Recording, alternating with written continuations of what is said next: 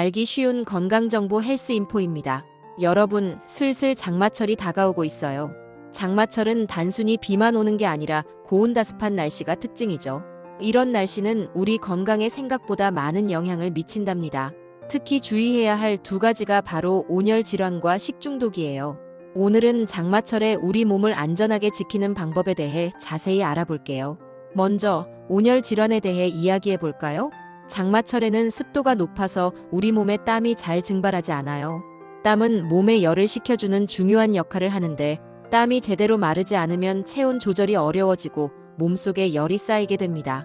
이러면 열사병, 일사병, 열탈진 같은 온열 질환에 걸릴 위험이 커져요. 저도 습한 날씨에 무리하게 움직였다가 어지럼증을 느낀 적이 있는데 정말 조심해야겠더라고요. 온열 질환을 예방하려면 몇 가지 중요한 습관을 지켜야 합니다. 첫째, 시원하게 지내야 해요. 에어컨이나 선풍기를 사용해서 실내 온도를 시원하게 유지하고 외출할 때는 통풍이 잘 되는 시원한 옷을 입는 것이 좋습니다. 둘째, 수분 섭취는 필수입니다. 목마름을 느끼기 전에 물이나 이온 음료를 자주 마셔서 몸속 수분을 충분히 보충해주세요. 셋째, 활동량을 조절하는 것이 중요해요. 가장 더운 시간대인 오후 12시부터 5시 사이에는 가급적 야외 활동을 피하고 꼭 나가야 한다면 규칙적으로 쉬면서 몸에 무리가 가지 않도록 해야 합니다. 마지막으로 주변 사람들을 살피는 것도 잊지 마세요. 특히 어르신이나 어린이, 만성질환자분들은 온열 질환에 취약하니 관심을 가지고 돌봐주세요. 다음은 식중독에 대한 이야기입니다. 장마철의 고온다습한 환경은 세균이 번식하기에 아주 좋아요. 식중독균은 이런 환경에서 빠르게 증식하기 때문에 음식을 조심해야 합니다. 비가 많이 와서 오염된 물이 식품에 닿을 수도 있고 습기 때문에 식재료 보관도 더욱 까다로워지죠. 식중독 예방을 위해서는 손 씻기, 익혀 먹기, 끓여 먹기 세 가지 원칙을 철저히 지켜야 해요. 첫째, 손 씻기입니다.